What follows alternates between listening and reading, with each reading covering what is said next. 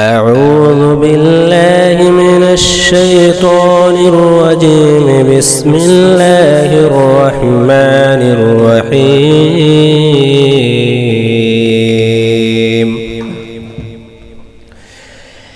وإذ جعلنا البيت مثابة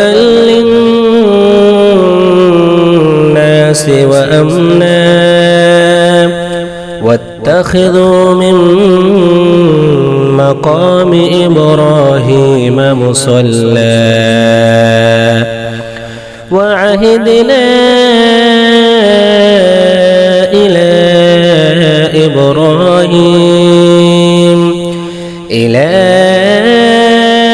إبراهيم وإسماعيل أن طهر بيتي للطائفين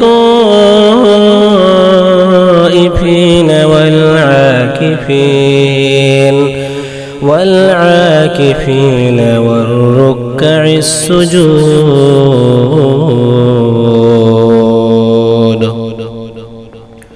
और हमने बैतुल्लाह को लोगों के लिए सवाब और अमन और अमान की जगह बनाई। तुम मकाम इब्राहिम को जाए नमाज मुकर्रर कर लो। हमने इब्राहिम अलैहिस्सलाम और इस्माइल अलैहिस्सलाम से वादा लिया कि तुम मेरे घर को तवाफ करने वालों और इत्तिकाफ करने वालों और रुकू सजदा करने वालों के लिए पाक और साफ रखो। وإذ قال إبراهيم رب اجعل هذا بلدا آمنا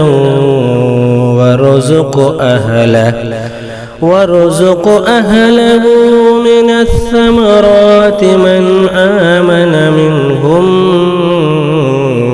بالله واليوم الآخر قال ومن كفر فأمتعه قليلا ثم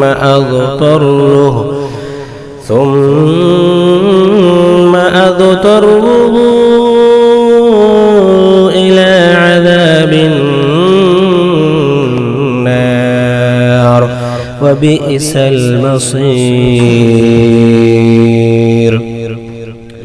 जब इब्राहिम अलैहिस्सलाम ने कहा कि ऐ परवरदिगार तू इस जगह को अमन वाला शहर बना और यहाँ के बाशिंदों को जो अल्लाह पर और क़यामत के दिन पर ईमान रखने वाले हों फलों की रोज़ियाँ दे।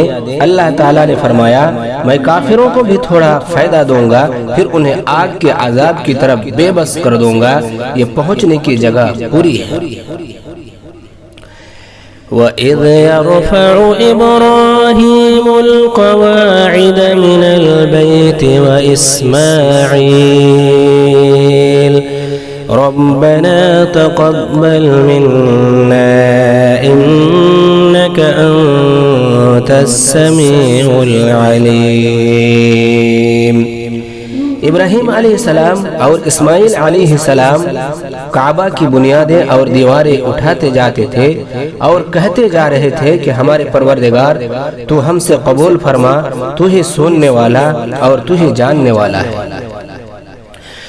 रब्बना वजअलना मुस्लिमैन लक व मिन दुर्रिय्यतिना उम्मतन मुस्लिमतन लक وأرنا مناسكنا وتب علينا إنك أنت التواب الرحيم। ऐ हमारे रब हमें अपना फरमा बरदार बना ले, हमारी औलाद में से भी एक जमात को अपनी इताअत गुजार रख और हमें अपनी इबादतें सिखा और हमारी तौबा कबूल फरमा। तू तौबा कबूल फरमाने वाला और रहम करने वाला है। रब्बना वबअथ फीहिम रसूलन मिनहुम यतलू अलैहिम आयातिक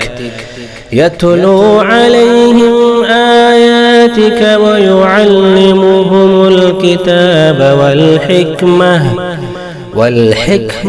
ويزكيهم इन्नक अंतल अज़ीज़ुल हकीम। ऐ हमारे रब, इनमें इन्हीं में से रसूल भेज जो उनके पास तेरी आयतें पढ़ें, उन्हें किताब व हिकमत सिखाए और उन्हें पाक करे। यकीनन तू गलबा वाला और हिकमत वाला है। मोहतरम बुजुर्गों, दोस्तों, अगर वीडियो अच्छी लगे तो लाइक करें, शेयर करें और चैनल को सब्सक्राइब करना ना भूलें।